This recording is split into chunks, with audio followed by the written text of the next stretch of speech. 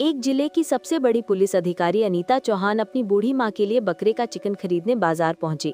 उन्होंने साधारण सी गांव की लड़कियों की तरह लाल रंग की सलवार सूट पहन रखी थी। देखकर कोई अंदाजा भी नहीं लगा सकता था कि ये कोई आम लड़की नहीं बल्कि जिले की सबसे बड़ी अधिकारी है। अनीता चौहान एक दुकान पर रुकी जहां एक 45 साल का आदमी चिकन बेच रहा था। अनीता चौहान ने धीरे से कहा, भैया मुझे 1 किलो बकरे का चिकन दे दीजिए। इतनी सी बात होते ही एक मोटरसाइकिल दुकान के पास आकर रुकी। उस पर बैठा हुआ था निरीक्षक राकेश चौहान।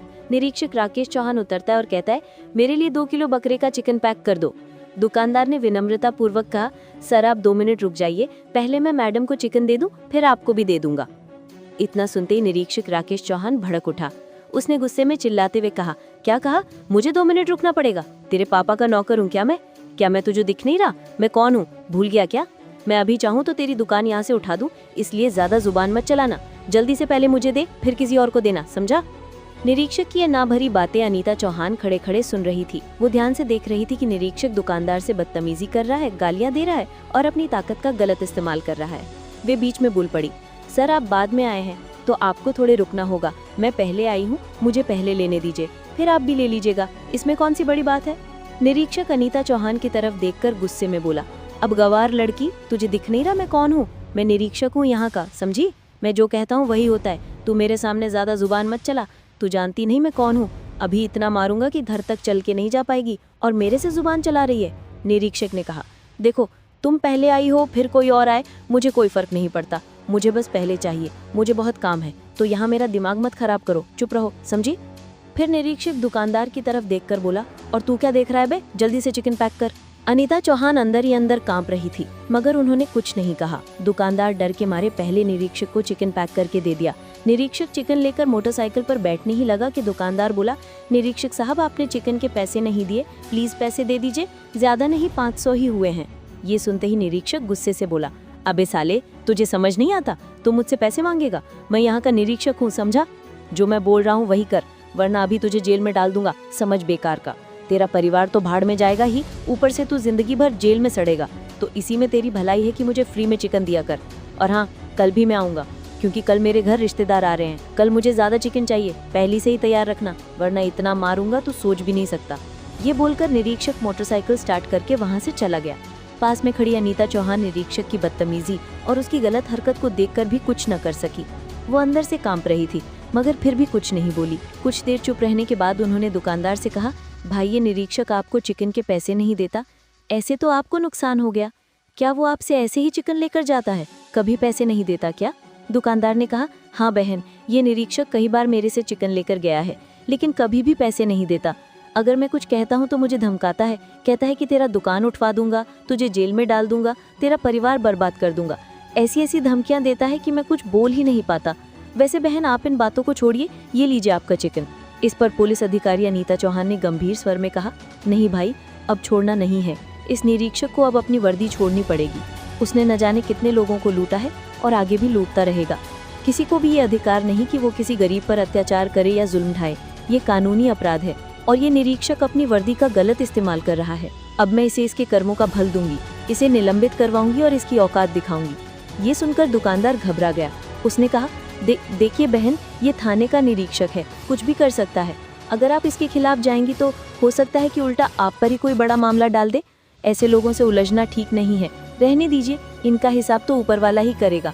अनीता चौहान शांत लेकिन दृढ़ स्वर में बोली, हाँ ऊपर वाला तो है ही, लेकिन मैं कोई साधारण लड़की नहीं हूँ। मैं इस जिले की सबसे बड़ी अधिकारी पुलिस प्रमुख अनीता चौहान हूँ। मैं जब चाहूँ इस निरीक्षक को निलंबित करवा सकती हूँ। मैंने इसे पहले कभी नहीं देखा, इसलिए अब तक ये बचा हुआ था, लेकिन अब नहीं बचेगा। ये जो कर रहा है बहुत गलत कर रहा है, गरीबों पर अत्याचार कर रहा है। कल जब आप दुकान पर रहेंगे मैं भी आपके साथ रहूंगी।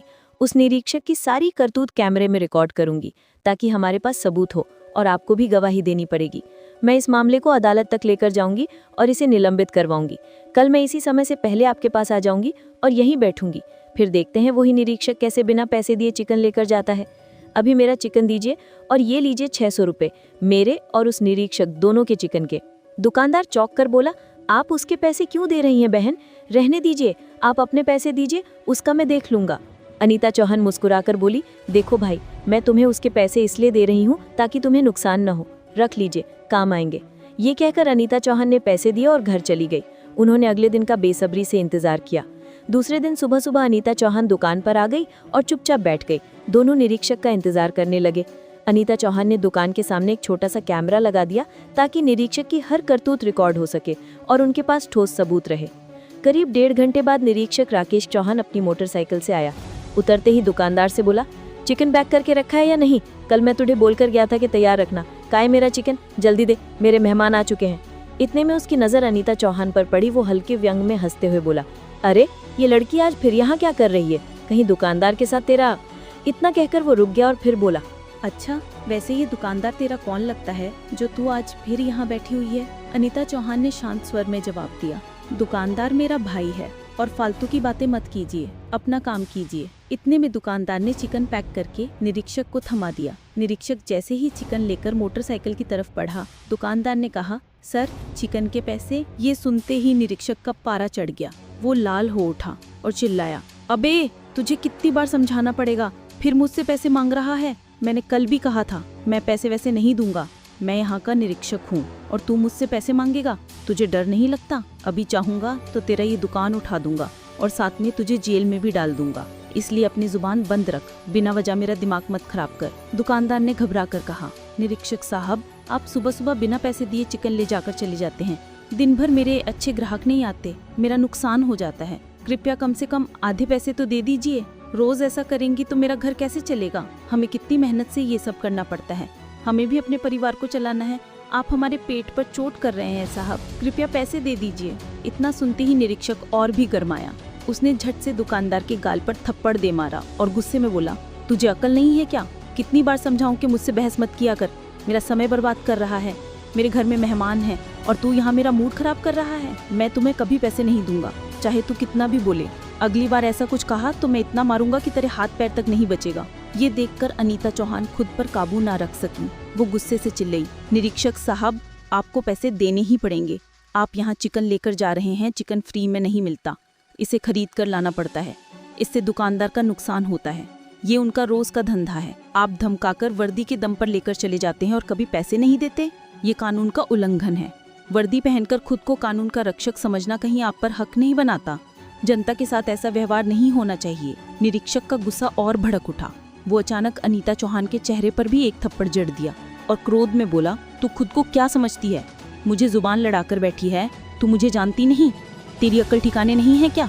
मेरे से पंगा मत ले, वरना मैं ऐसा मारूंगा कि तू घर तक चलकर नहीं जा पाएगी।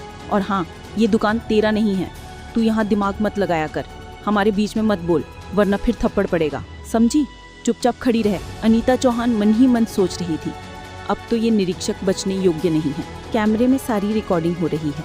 निरीक्षक जो भी कर रहा है सब कुछ लोगों के सामने आएगा और उसे इस तरह बेनकाब किया जाएगा कि वो शर्म के मारे मुंह तक नहीं दिखा पाएगा और निलंबित तो होगा ही। वो निरीक्षक की ओर देखकर बोली, देख निरीक्षक साहब, आप अपनी हद में रहें। ये एक आम जनता की दुकान है और आप यहाँ मुफ्त में सामान नहीं ले सकते, आपको पैसे देने होंगे। कहीं भी कानून में ये नहीं लिखा कि आप अधिकारी होने के नाते किसी दुकान से बिना पैसे के सामान ले सकते हैं।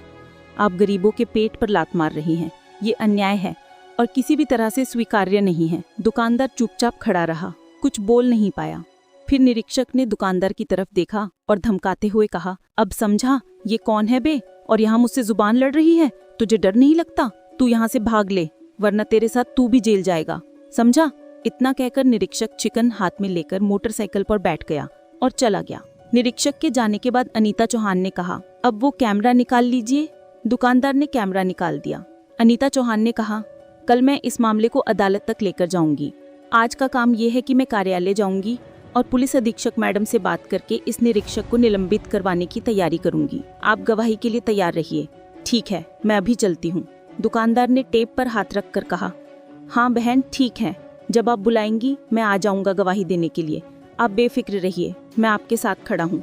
अनीता चौहान सीधे घर पहुंची, थोड़ी दावत खराब करके कार्यालय निकल पड़ी। कार्यालय पहुंचकर उन्होंने वीडियो रिकॉर्डिंग देखी। मन ही मन उनका गुस्सा और बढ़ गया। उन्होंने तुरंत पुलिस अधीक्षक कार्यालय में फोन किया और पुलिस अधीक्षक मैडम रेखा शर्मा को अपने कार्यालय बुलाया। कुछ ही मिनटों में रेखा शर्मा कार्यालय पहुंच गई। अनीता चौहान ने दुकान पर हुई सारी घटनाएं रेखा शर्मा को बताई। ये सुनकर रेखा शर्मा भी क्रोधित हो गई।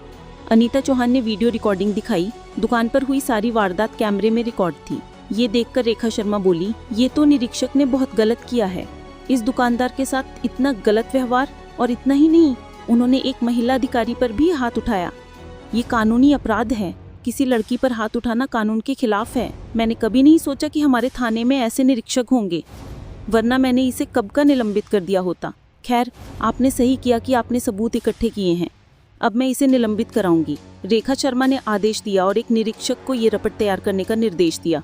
उन्होंने कहा कि निलंबन का पत्र और शिकायत का प्रपत्र तुरंत तैयार किया जाए। अनीता चौहान ने कहा, ठीक है, पर अभी आप निरीक्षक के खिलाफ तुरंत रपट और निलंबन का पत्र तैयार कर दीजिए। कल ही मैं इस मामले को अदालत तक लेकर जाऊंगी और उसे पूरे शहर के सामने निलंबित करवाऊंगी। रेखा शर्मा ने आश्वस्त स्वर में कहा, हाँ ठीक है। ये कहकर उन्होंने तुरंत कार्यवाही शुरू करवा दी और निरीक्षक राकेश चौहान के खिलाफ रपट तैयार करवाई। दूसरे दिन ये मामला अदालत तक पहुंच गया। अगले दिन सुबह से ही अदालत में भीड़ लगी थी। पूरे शहर में चर्चा थी कि आज उस निरीक्षक का मुकदमा है जिसने एक गरीब दुकानदार और पुलिस अधिकारी अनीता चौहान के साथ बदसलूकी की थी। अदालत के बाहर मीडिया वाले कैमरे लिए खड़े थे और अंदर सब अपनी अपनी जगह ले रहे थे। न्यायाधीश साहब भी आ चुके थे। अनीता चौहान सादा कुर्ता पहनकर अपने वकील के साथ आई। उनका चेहरा शांत था, लेकिन आंखों में गुस्सा और हिम्मत दोनों दिख रहे थे। वो दुकानदार भी वही था जिसने सब देखा था। थोड़ा डर तो था, पर अब वो सच्चाई बोलने के लिए तैयार था। उधर निरीक्षक राकेश चौहान, जो पहले बहुत रौब में घूमता था, आज अदालत में नीचे झुका हुआ बैठा था। चेहरे पर घबराहट साफ नजर आ रही थी। न्यायाधीश ने कहा, आज हम ये तय करेंगे कि निरीक्षक ने वाकई अपने पद का गलत इस्तेमाल किया या नहीं, और अगर किया है तो उसे क्या सजा दी जाए। फिर मुकदमा शुरू हुआ। सबसे पहले अभियोजन सरकारी वकील ने वो निगरानी कैमरे का वीडियो दिखाया जो अनीता चौहान ने दुकान से निकलवाया था। वीडियो अदालत की बड़ी स्क्रीन पर चला।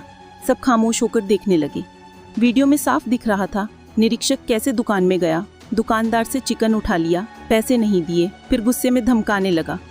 जब अनीता चौहान ने टोक दिया तो उसने उसे भी डांट दिया और हाथ उठाने की कोशिश की। वीडियो खत्म हुआ तो अदालत में सन्नाटा छा गया। न्यायाधीश ने गहरी सांस ली और बोले, जो देखा गया है वो बहुत गंभीर है। अब अनीता चौहान को गवाह के तौर पर बुलाया गया। अनीता चौहान ने शांत आवाज में कहा, माननीय न्यायाधीश साहब, मैंने सब अपनी आंखों से देखा। निरीक्षक ने न सिर्फ दुकानदार को धमकाया बल्कि मुझ पर भी हाथ उठाया। अगर ऐसे अफसरों को नहीं रोका गया तो आम जनता पर अत्याचार बढ़ते रहेंगे। इसके बाद दुकानदार की बारी आई।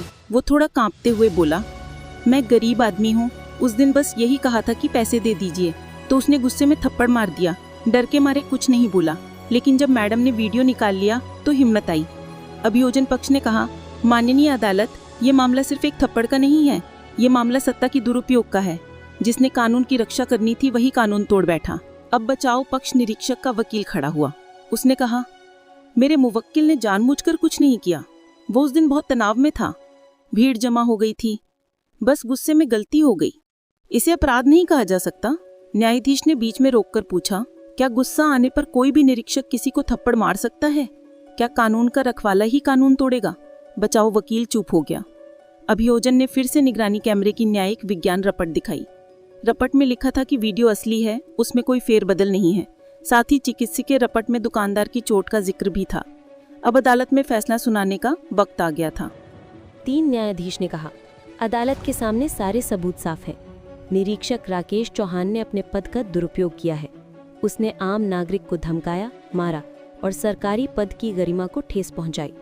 ये सिर्फ बदसलूकी नहीं बल्कि कानून के खिलाफ अपराध है। न्यायाधीश ने आगे कहा, कानून सबके लिए बराबर है, चाहे वो आम आदमी हो या पुलिस अफसर। अगर कोई अपने पद का इस्तेमाल गलत काम के लिए करता है तो उसे सजा जरूर मिलेगी। इसके बाद उन्होंने आदेश सुनाया, निरीक्षक राकेश चौहान को उसके पद से तुरंत निलंबित किया जाता है। साथ ही अदालत उसे 3 साल की सजा और जुर्माना सुनाती है। विभाग को आदेश है कि उसे हिरासत में लेकर जेल भेजा जाए और उसके खिलाफ आगे भी जांच जारी रखी जाए। ये सुनते ही अदालत कक्ष में सन्नाटा छा गया। निरीक्षक का चेहरा उतर गया। पुलिस के 2 सिपाही आगे आए, उन्होंने उसे हथकड़ी लगाई। अनीता चौहान ने नीचे झुकी आंखों से राहत की सांस ली। दुकानदार की आंखों में आंसू थे, लेकिन वो खुशी के आंसू थे। बाहर मीडिया ने अनीता चौहान से पूछा, मैडम अब आप क्या कहेंगी? अनीता चौहान बोली, मैं बस इतना कहना चाहती हूँ कि अब किसी गरीब को डरने की ज़रूरत नहीं है। कानून सबके लिए एक जैसा है। अगर कोई अधिकारी गलत करेगा तो उसके खिलाफ भी कार्रवाई होगी। पुलिस अधीक्षक रेखा शर्मा भी बाहर आई और बोली, आज हमने साबित कर दिया कि पुलिस सिर्फ वर्दी नहीं, जिम्मेदारी भी है। शहर में यह खबर आग की तरह फैल गई। लोगों ने कहा, अब व्यवस्था में भी कुछ लोग हैं जो सच के साथ खड़े हैं। अदालत का फैसला उस दिन सिर्फ एक आदमी के लिए नहीं बल्कि पूरे शहर के लिए मिसाल बन गया। अनीता चौहान और दुकानदार दोनों के चेहरे पर सुकून था, क्योंकि उन्होंने डर के खिलाफ लड़कर न्याय पाया था। तो दोस्तों, ये कहानी केवल मनोरंजन और शिक्षा के उद्देश्य से बनाई गई थी। इसमें दिखाए गए सभी पात्र, घटनाएं और संवाद काल्पनिक हैं। किसी भी वास्तविक व्यक्ति, संस्था या घटना से इनका कोई संबंध नहीं है। कृपया इसे केवल कहानी के रूप में देखें और इसका आनंद लें। हमारा उद्देश्य किसी की भावनाओं को ठेस पहुंचाना नहीं है। अगर आपको ये कहानी पसंद आई हो तो इसे लाइक करें और ज़्यादा से ज़्यादा लोगों तक शेयर करें। टिप्पणी करके बताएं कि आपको कहानी का कौन सा हिस्सा सबसे अच्छा लगा। और हाँ, अगर आप ऐसी ही और दमदार कहानियाँ सुनना चाहते हैं तो हमारे चैनल को अभी सब्सक्राइब करना ना भूलें। धन्यवाद। निरीक्षक राकेश चौहान के जेल जाने के बाद पूरे शहर में शांति थी। दुकानदार, जिसका नाम अब सब रमेश भाई जान गए थे, उसकी दुकान अब पहले से भी अच्छी चल रही थी। लोग अनीता चौहान की बहादुरी की मिसालें देते थे। रमेश भी अब हर रोज निडर होकर अपना काम करता और शाम को सुकून से घर जाता। अनीता चौहान भी अपनी ड्यूटी पर लौट आईं। वे खुश थीं कि उन्होंने गरीब को न्याय दिलाया, लेकिन ये शांति ज्यादा दिन नहीं टिकने वाली थी। एक शाम जब अनीता अपने कार्यालय में कुछ जरूरी फाइलें देख रही थी, उनके मेज पर रखे फोन की घंटी बजी। एक अनजान नंबर था। अनीता ने फोन उठाया। हेलो, कौन? दूसरी तरफ से एक बहुत भारी और खूंखार आवाज आई। मैडम, बड़ा नाम कमा लिया आपने। हमारे आदमी को जेल भिजवाकर आप खुद को हीरोइन समझ रही हैं। राकेश तो बस एक मोहरा था, असली खेल तो अब शुरू होगा।